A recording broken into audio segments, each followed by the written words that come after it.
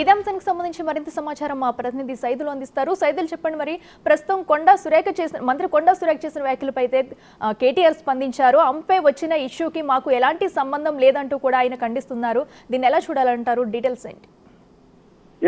సత్తాజ్, మొత్తంగా మరి BRS party social మీడియాలోనే మంత్రి కొండా సురేఖ పైన అసభ్యకరమైన పోస్టులు పెడుతూ సోషల్ మీడియాలో వైరల్ అవుతుంది.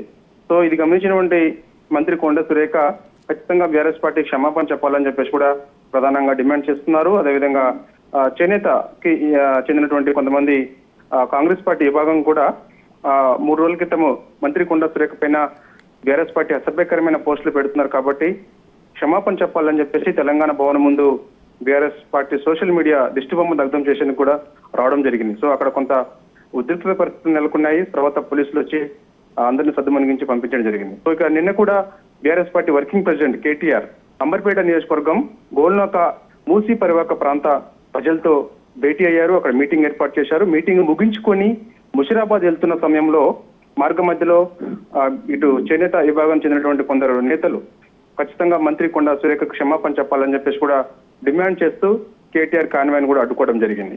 సో ఈ రోజు BRS party working president KTR Telangana Bhavan కు రావడం జరిగింది. గాంధీ జయంతి సందర్భంగా గాంధీ చిత్రపటానికి పూలమాల వేశారు. తర్వాత మీడియా చిట్ చాట్ నిర్వహించారు. ఈ మీడియా చిట్ చాట్ లో మంత్రి కొండా సురేఖ పైన బీఆర్ఎస్ పార్టీ సోషల్ మీడియాలో అసభ్యకరంగా పోస్టులు పెడుతున్నారని చెప్పేసి మీడియా అడిగిన ప్రశ్నలకు కేటీఆర్ కొన్ని ఆయన కూడా వెంటనే ఎక్కడ కూడా మేము మంత్రి కొండా సురేఖ పైన పోస్టులు పెట్టలేదు, కావాలని మాకు అంటగట్టే ప్రయత్నం చేస్తున్నారు అని చెప్పేసి కూడా చెప్తున్నారు. దాంతో పాటుగా ఒకవేళ అలాంటి పోస్టులు పెడితే ఖచ్చితంగా ఒకసారి సరి చేసుకుంటాము, చూస్తాము, ఎవరు పెట్టినా కూడా అది సరైనది కాదు అని చెప్పేసి ఒక బాధ్యత గలగా కేటీఆర్ గా చెప్పాల్సిన అవసరం ఉంటుంది. ఎందుకంటే ఆయన పార్టీకి చాలా కీలకంగా ఉన్న వ్యక్తి.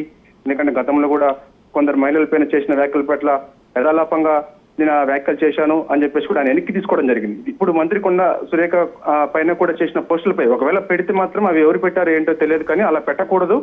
పెడితే మాత్రం అది ఉపేక్షించే భూము అని చెప్పేసి కూడా చెప్పాల్సి ఉంటుంది. ఎందుకంటే ఈ విధంగా పోస్టులు పెట్టిన వారిపైన ఇటు హరీష్ రావు కూడా స్పందించారు.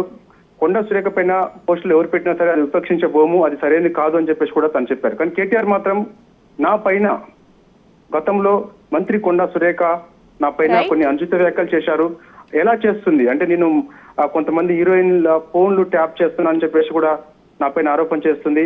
ఏ విధంగా చేస్తుంది ఆమె అని చెప్పేసి కూడా ఎలాంటి ఆధారాలు ఆమె దగ్గర ఉన్నాయి, అలా చేయడం వల్ల నా కుటుంబ సభ్యులు బాధపడరు అని చెప్పేసి కూడా ఇటు కేటీఆర్ చెప్తున్నారు. దాంతో పాటుగా ఇక మంత్రి సీతక్క పైన కూడా కొన్ని వ్యాఖ్యలు చేశారు.